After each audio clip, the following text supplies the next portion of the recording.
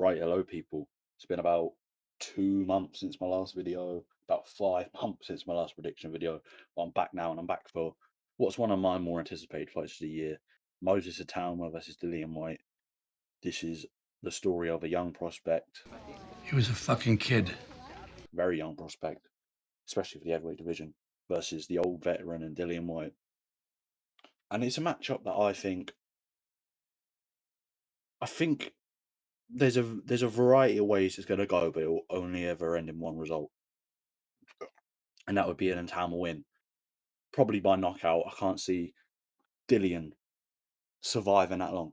But it's the tactics of Dillian Whyte that I find the most interesting in this fight. Because from what we've seen of Dillian Whyte in recent years, his form has been questionable to say the least. A few years ago, 2018, 2019 kind of time, Dillian Whyte, well, I'd say from 2018, yeah, from about 2018 to about 2021, more or less 2020 was like his peak form. Since then, he had his loss to Tyson Fury in his heavyweight title shot. He had a win against Jermaine Franklin, a win against Christian Hammer, and a win against Ebenezer Tete. Now, on paper, that doesn't sound too bad. You've lost to one of the best heavyweights on the planet. You've beat Jermaine Franklin, who's he's a useful gatekeeper, I'd say. Christian Hammer, who's, you should be beating him in 3 rounds, like Dillian Whyte said, like Dillian Whyte did. At this point, he was a European level gatekeeper at one point. Christian Hammer at his best, and Ebenezer Tete, who you beat in 7 rounds, which even on paper, that's not too great. But if we go over this recent form, the Tyson Fury loss, he just looked flat in that fight. He looked like he completely swallowed. This was kind of his big moment. He'd waited years for his heavyweight title shot, been the number one contender for years. Finally gets his shot in April of 2022 and kind of just swallows, looks kind of flat, gets knocked out in 6 rounds, which was unfortunate to see. I don't think anyone's really thought Dylan had a shot against Tyson Fury, but I feel like a lot of people thought an effort would be there that would be commendable. And I don't even think it was really a commendable effort. I think he was just completely taken apart by Tyson Fury. But moving on from there, in November of that year, he went on to fight Jermaine Franklin, who at the time was, I'd say, a prospect, a bit of an unknown. But he was coming over from America to challenge Dillian Whyte. He was 21-0. I don't remember Dillian. Well, he hasn't really fought. He hasn't fought much since then. But I don't remember there being much on note from Jermaine Franklin's resume. Jerry Forrest is probably his best win, and that was a split decision, so that's not too great. But that's probably his best win. So, right, sorry about that. Yeah, but Jermaine Franklin was a bit of an unknown commodity at the time. His best win was Jerry Forrest, who is like a stepping stone. He's kind of like the guy you beat to see kind of where you're at, kind of thing. Like where you could, if you beat him in good fashion, you could go somewhere. Do you know what I mean? But he kind of beat Jerry Forrest in on paper, which looks like questionable fashion. But it kind of challenges Dillian Whyte as this is seen as like a gimme. It was seen as like a gimme for Dillian Whyte at the time because we didn't really know how good Jermaine Franklin was. You look at his resume, there's nothing really there. Um, there's not even very many notable gatekeepers on his resume. Oh, he's got another win since then. Wait, okay. Jermaine Franklin's thrown me off. Jermaine Franklin's been weird activity wise. He hasn't really fought much, but beats Jermaine Franklin, and I thought at the time that was very questionable. I honestly thought Jermaine Franklin could have got the nod. It was quite a close fight. Majority decision on the cards: 116, 112, 116, 112, 115, 115. I thought Jermaine Franklin could have nicked it by a round, maybe. Um, so that at the time that was like okay, but Jermaine Franklin's an unknown commodity. Do you know what I mean? It's like fine, and then he gets the rematch booked against Anthony Joshua, and then of course Dillian Whyte. That fight never took place due to Dillian Whyte failing a drugs test, which has been a bit of a story throughout his career. And well, Robert Helenius stepped in for Anthony Joshua. We all know what happened there. And Dillian Whyte kind of goes into no man's land for a little while, and that's kind of where he's been since. But for a little bit after that, he didn't fight until March of 2023, which really isn't that long after Jermaine Franklin. No, March of 2024, even. So yeah, it was a while after the Jermaine Franklin fight. Steps in Ireland against at Castle Bar against Christian Hammer. which was so fucking random at the time. Wasn't even televised. There are highlights on like the Sky Sports YouTube channel, but it's the production's nothing to write home about. But it wasn't even broadcast live. Um, yeah, and I just remember that being like Dillian Whyte's out of shape because it was on short notice, and Christian Hammer was horrifically out of shape, and he quit after 3 rounds. There's not really much you can see from that fight, so there's not really much you can really go off there. And then in December of 2024, he steps in against Ebenezer Tete. Now, Ebenezer Tete, how old does it say he is in his box rec? Because he's like, it says he's like 32 or 33. Okay, 37. He ain't even 37. He's no fucking way he's 37, man. He's fucking like 45. Ebenezer Tete, you look at his resume on paper now, it's 23 and 3, 20 wins by knockout, 3 losses by knockout, and all 3 of his losses are by knockout. And you look at the guys he's beaten absolutely fucking no one. It actually looks like a lot of the guys he's beaten have been undersized. He took his first loss in a round to Daniel Dubois, got dropped twice in that fight in 2019. Does nothing for years, steps in against Dillian Whyte, loses in round 7. The fight after that steps in against Fraser Clark, who's like British level, maybe European level. We don't really know Fraser Clark, but gets done in a round. And you look at Dillian Whyte in that fight, and it's like he's slow. The left hook specifically has absolutely no velocity on it. A lot of people saying he still has that left hook in this fight against Itauma. I'm thinking if he hasn't got his speed back, which he might have, we'll get into that. But if he hasn't got his speed back, I don't know how fucking dangerous that shot is. You can see it coming, man. Like it ain't fucking that. He used to have quite like he's never been the quickest, Dillian Whyte, but that left hook had some fucking speed on it, man. And I think that's where the power came from.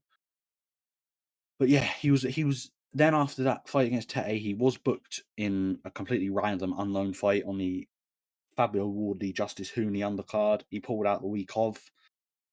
His opponent was never actually listed for that fight. And the Itauma fight was announced soon after. And now that's the fight we're getting on August the 8th or the 6th. No, fucking idiot. August the 16th. We'll see him stepping against the young prospect Moses Itauma. Now, talking about Itauma's form, it's been notably different to Dillian Whyte for obvious reasons. For one, he's 20, which is so young for a heavyweight prospect. He's 12-0, 10 wins by knockout. Now, we'll go over his form. His first fight, a knockout in a round. Second fight, a knockout in a round. Steps in against Dobianchenko. Decent performance there. Went all 6 rounds. Dobianchenko, he came forward at points. He wasn't throwing a tremendous amount. He was defending well, kind of classic journeyman. But he was coming forward and kind of giving Itauma something to think about. And then after that, Itauma goes to another 6-round points decision against Kevin Espinola, who he's been in there. Espinola's been in there for a few decent people. Most notably recently, Richard Riakporhe. But he's basically just this fat Argentinian. He's been in there, yeah, he's been in with the likes of Fraser Clark, Richard Riakporhe, and Itauma. Those are the 3 most notable names. Obviously fought Riakporhe in his heavyweight debut. And is a fairly hard man to stop. 9 wins, 10 losses, two losses by knockout. Young man as well, 28. Not saying he's a world beater, but not. And this fight, I saw some signs of frustration from Itauma because Espinola wasn't really doing what Dobianchenko was doing. Dobianchenko was on the defensive, but was present, if that makes sense. Whereas Espinola just kind of tucked up in the corner, didn't really move much. He was in the same corner for most of the rounds of the fight, just tucked up. And I saw some signs of frustration from Itauma, like just go and come on, fight me. Do you know what I mean? Which from a young man is completely expected. After that, gets another win in the first round, another win in the first round, another win in the first round, another win in the first round against Dan Garber, win in the second round. And then if we're going to talk about now notable names, we're going to talk about Marius Wack. Now, Wack isn't the greatest fighter in the world, never has been, fucking obviously never will be. But he is a big veteran. He's huge for the division. He's a veteran of the game. But what's most interesting about this fight is Marius Whyte a few years ago was known to have a fucking chin on him. Big time. He had probably one of the best chins in the heavyweight division. Now we look at who he's been in there against. We've got to scroll back. Scrolling back on the box rec. We look at who he's been in there against. He lost his undefeated record against Vladimir Klitschko in November of 2012. Went to a unanimous decision against Vlad. That's impressive. Like that shows you he has a good chin. Gets TKO'd in 12 rounds by Povetkin. I believe that was an injury. You know, stopped by an injury. It tells you how good his chin is. Loses in 9 rounds, but a TKO to Jerome Miller. That's not too bad. Martin Bacoli TKO'd in 8 rounds, but these are TKOs. And these, like, bear in mind, these are 9 rounds and 8 rounds. These aren't exactly early. Dillian Whyte is an opponent him and Itauma share in common. 10 rounds. Went all 10 rounds against Dillian Whyte. That was a poor Dillian Whyte, if I remember, though. Then goes 10 rounds against Hughie Fury. Not the best guy in the world, but yeah. Gets knocked out by Arsen Bekmambetov. Gets proper cleaned out, but in 6 rounds. Then goes 12 rounds against Kevin Lerena, who isn't a bad fighter. Then, in his most recent defeat to the Itauma fight, goes 10 rounds against Fraser Clark. Then in Itauma deals with him in 2 rounds. Looks levels above him in athleticism, even in experience, he levels above him. The angles, like, even the angles the punches were coming out. Obviously, the angles with the feet were one thing to kind of create the openings, but he was kind of throwing the left hook from kind of like below. It was kind of just out of the eyesight of Whack, and Whack just looked clumsy, slum on his feet, and stuck in the mud. And Tama dealt with him really easily, and I found that quite impressive. To knock out a guy who's known to have one of the best chins in the division in 2 rounds, no matter the age, is pretty impressive. After that, this is probably the best win of Tama's career. Dempsey McKean knocks Dempsey McKean out in a round, drops him twice. Now this fight was this is impressive, I think. Dempsey McKean is coming off a period of activity before he gets stepped in against Talma. The fight he was in there against before that was against Filip Hrgovic, which it took Hrgovic all 12 rounds to get rid of him. And Hrgovic was known as the kind of boogeyman of the division. I've never believed in the hype of Hrgovic all too much. I think Hrgovic is overrated. I think he's good, but I think he's overrated. And Itauma deals with him in 2 rounds. Now, the interesting thing about this fight is it's kind of a common theme in Itauma's career. He gets these guys out of there quick, but it's not like he's rushing his work. He sets everything up and he's got patience and he's got discipline. He went in there against Dempsey McKean, saw that McKean was kind of upright, just was jabbing to the body with that southpaw jab, jabbing to the body, bang over the top for left hand. So just, even though he's getting rid of him in 2 rounds, it's not like he's going out there like Mike Tyson and just balls to the walls, blowing them out kind of thing.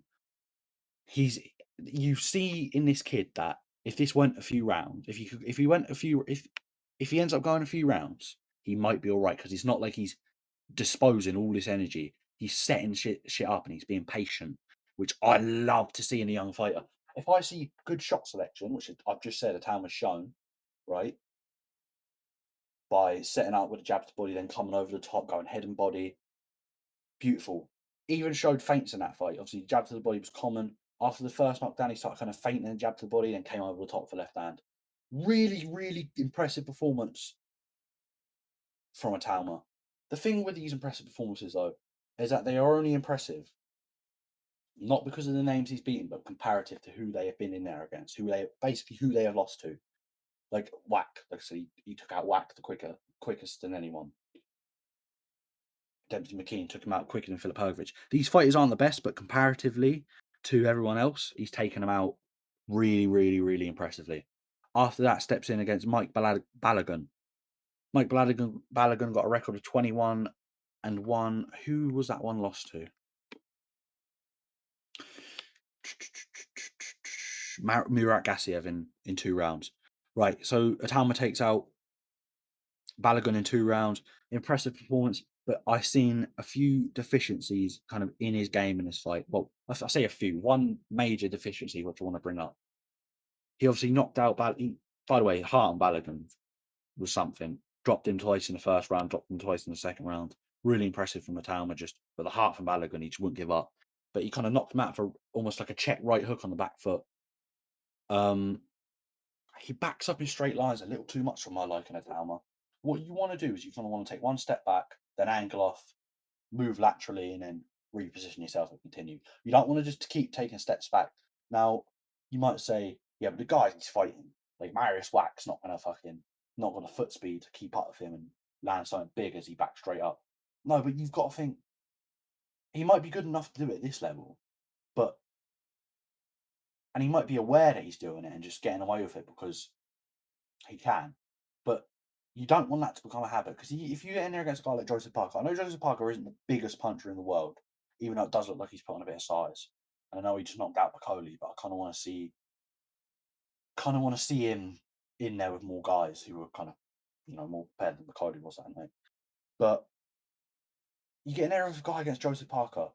Joseph Parker's got the hand speed and foot speed. If you're backing up in a straight line, he's going to be able to keep up with you and he's going to have quick enough hands to fucking ding you or something. And it's the heavyweight division. You get hit clean on the chin, you're going to be hurt, right? So backing up in straight lines, if he gets in there a guy with better foot speed, that could be a real problem for Itauma.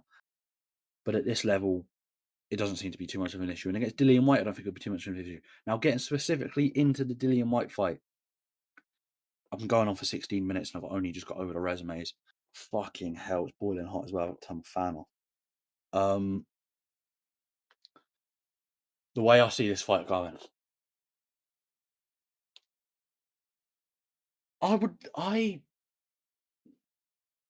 Whyte, in my opinion, has been very underrated throughout his career, and I think his brain is underrated. I think he's a very intelligent fighter.